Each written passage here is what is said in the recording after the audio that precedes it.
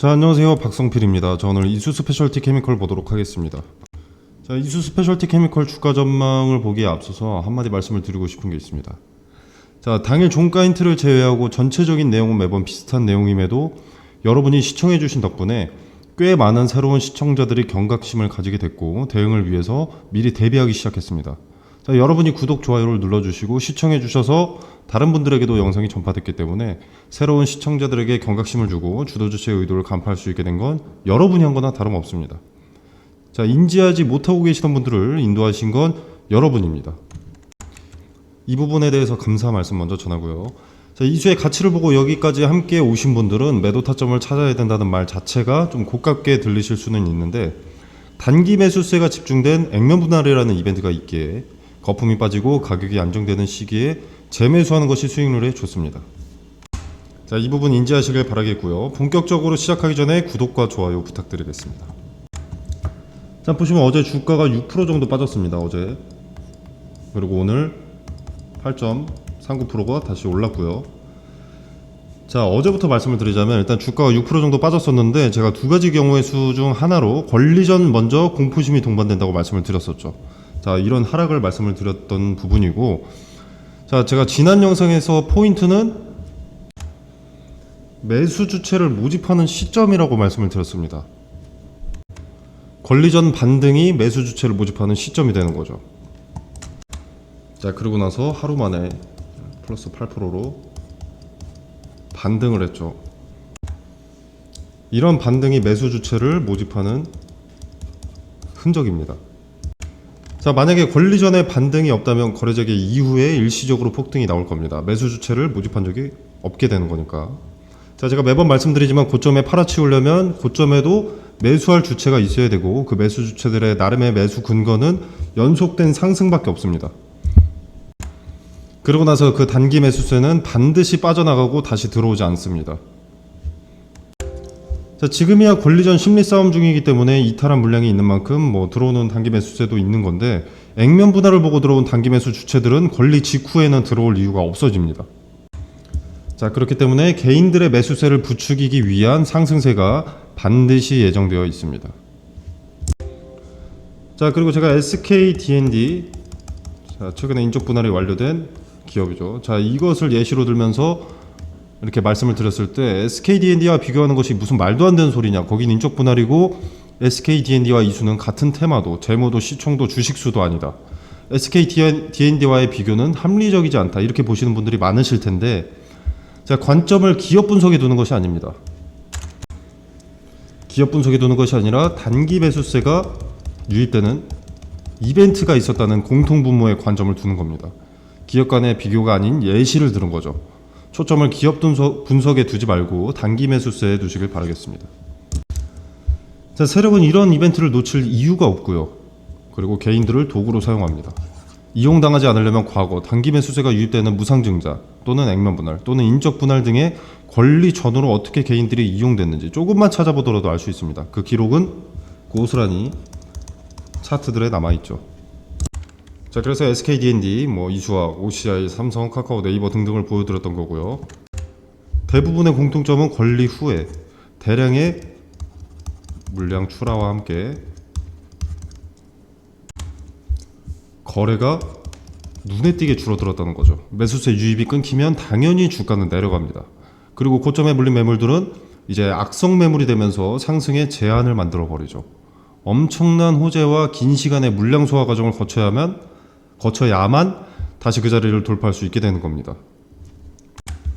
그래서 제가 매번 같은 목소리를 내는 거죠. 단기 매수세가 빠져나가는 것은 기정사실이니 고점의 매도 타점만을 찾는 것이 중요하다. 주도주체의 이탈보다 빨라야 되기 때문에 머리 꼭대기에서의 욕심보다는 수익이 다소 적어질 수 있더라도 어깨 부근에서 안정적으로 타점을 잡아 리스크를 축소하는 것이 현명하다라고. 자, 지금 이런 이벤트가 있는 시기에 PER이 어쩌고저쩌고, 황아리 틈 예비수주 어쩌고저쩌고, 멀티플 보수적으로 어쩌고저쩌고 하는 양반 있죠. 요 상단에다가 전화번호 띄워놓고 하등 쓸모없다 이 말입니다. 기업의 가치와는 무관해진 겁니다. 액면 분할 단기 매수세가 빠져나가기 전까지는. 기업의 가치는 액면 분할로 인한 단기 매수세가 빠져나가고 가격 조정, 기간 조정을 거쳐서 거품이 빠지게 되면 그때 반영되기 시작하면서 제자리를 찾아가는 겁니다. 자, 그리고 다시 돌아와서 어제의 하락 그리고 오늘의 반등, 제가 말씀드린 딱 그대로죠. 자, 공포심을 먼저 동반할 것이다. 그리고 이후에 매수 주체를 모집하는 반등을 보여줄 것이다. 6% 하락, 8% 상승. 자, 이게 하루 사이에 나왔는데 이게 끝이 아닙니다. 자, 권리 전까지는 이런 움직임이 계속 반복될 겁니다. 뭐 고작 8거래일 남았지만 계속 반복될 겁니다. 자, 이때 매도 타점을 잘 잡으면 권리 전부터 단기적으로 수익을 높일 수 있는 거죠. 그리고 수익을 가져가면서도 또 평단은 낮추고 물량도 관리할 수 있습니다.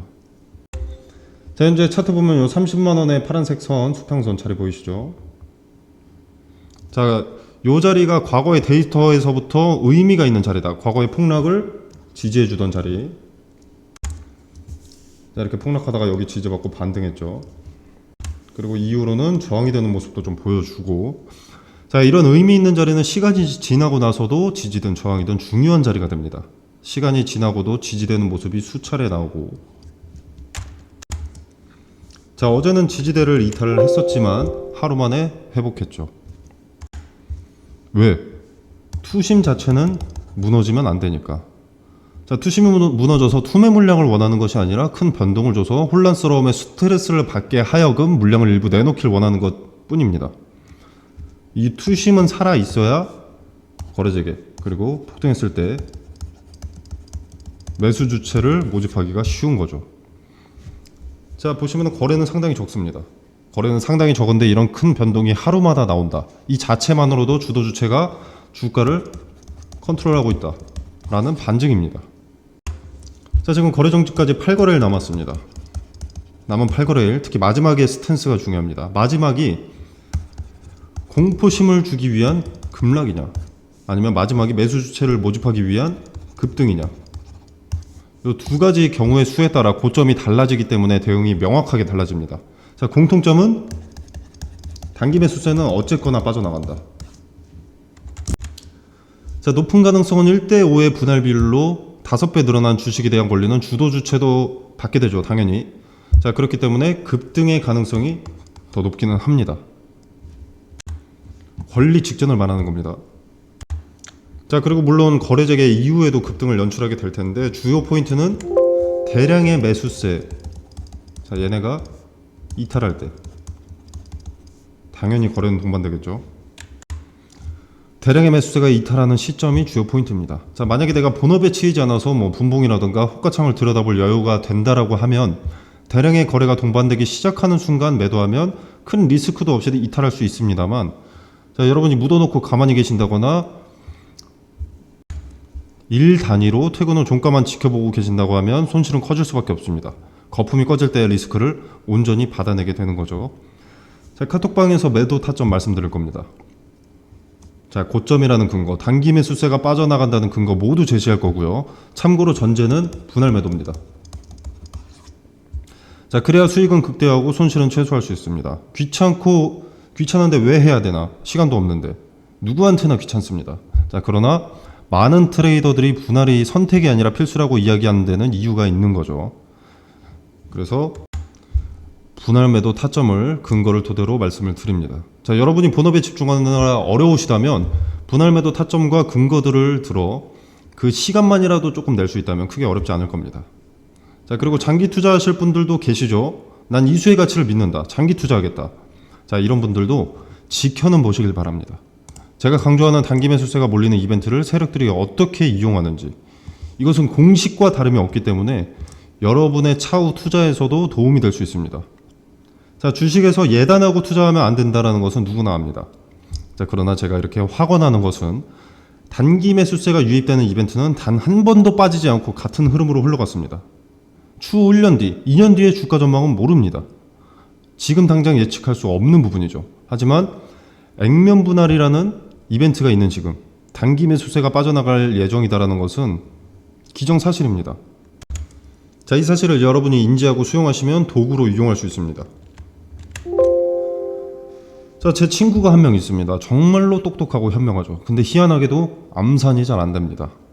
단순한 가격 계산도 좀 헷갈려하는 친구예요. 자, 근데 이 친구가 암산 대회를 나간다고 합니다. 자, 그럼 제가 친구기 때문에 믿어야 될까요? 평상시 똑똑했기 때문에 우승할 것이라고 맹목적으로 믿어야 될까요?